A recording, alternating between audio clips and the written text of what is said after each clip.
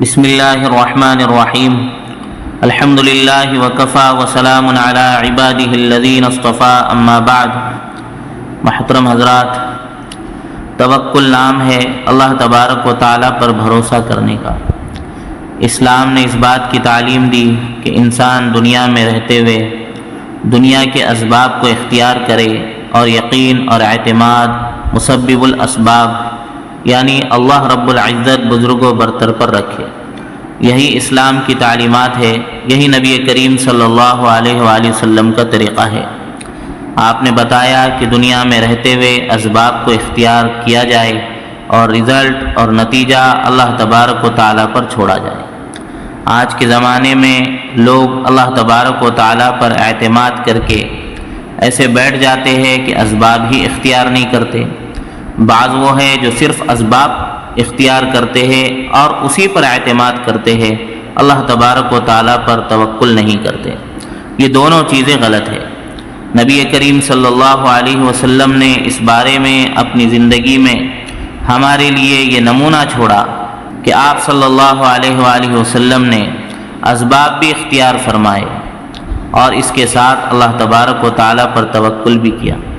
یاد رکھیے، دنیا میں جتنے اللہ تبارک و تعالیٰ پر سب سے زیادہ بھروسہ کرنے والے لوگ گزرے ہیں، انہوں نے اس زمانے کی سب سے زیادہ ہائی درجے کی تدبیر اختیار کی، ہائی کوالٹی کی تدبیر اختیار کی۔ خود ہمارے نبی صلی اللہ علیہ وسلم کو دیکھیے، آپ صلی اللہ علیہ وسلم کو تلوار اٹھانے کی ضرورت نہیں پڑتی۔ آپ صحابہ رضی اللہ تعالیٰ عنہم سے کہتے کہ بھئی تلواریں مت اٹھاؤ، آپ چلے جاؤ، میری دعا تمہارے ساتھ ہے، اللہ تبارک و تعالیٰ تمہیں کامیاب کرے گا۔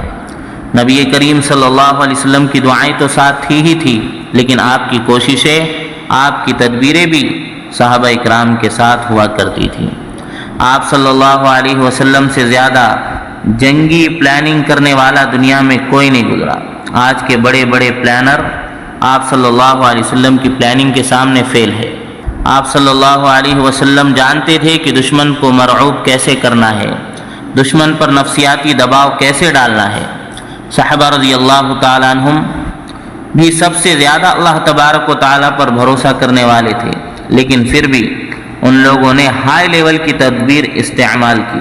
مثال کے طور پر آپ دیکھیے، نبی کریم صلی اللہ علیہ وسلم نے اپنی زندگی میں دشمنوں کی طرف، دشمن قبیلوں کی طرف جاسوس بھیجے، اور آپ صلی اللہ علیہ وسلم نے کہا کہ جاؤ اور جا کر دیکھ کر آؤ کہ لشکر کتنا بڑا ہے، ان کے ساتھ کتنے لوگ آئے ہوئے ہیں لڑنے کے لیے۔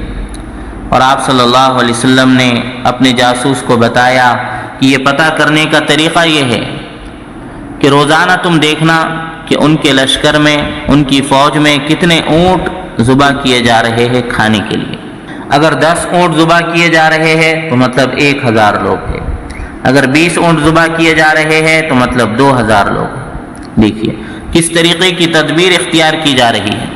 یہ نہیں کہ دعا کر لی جائے اور انتظار کیا جائے کہ فرشتہ آ کر آپ کو اطلاع کرے، ایسا بھی ہوا ہے، لیکن نبی کریم صلی اللہ علیہ وآلہ وسلم نے ہمیشہ زمینی اسباب کو اختیار کیا۔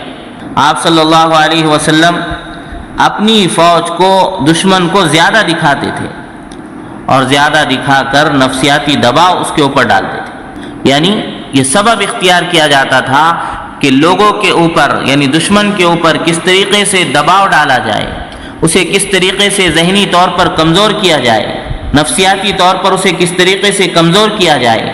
آپ صلی اللہ علیہ وسلم جب میدان میں جاتے جنگ سے قبل، آپ صلی اللہ علیہ وسلم اپنے صحابہ سے کہتے کہ اگر 300 لوگ ہیں تو 300 چولہے جلاؤ۔